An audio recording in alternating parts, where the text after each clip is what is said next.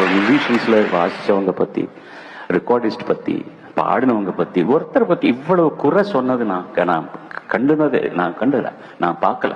இவ்வளவு குறை கூட. And he had so many principles with him. ஒரு பாட்டு எடுத்தாச்சுன்னா இன்னொரு வாய்ஸ் வச்சு அதை ரீப்ளேஸ் பண்ணவே மாட்டார் அவர். என்ன சொன்னாலும் சரி. ஒருவேளை அப்படி பண்ணணும்னா வேற டியூன் பண்ணி நான் பண்றேன் தவிர இந்த பாட்டு நம்ம நினைச்சோம் அவர் தான் பாடினா, அவர் தான் பாட வச்சோம், யாரா இருந்தாலும் சார்.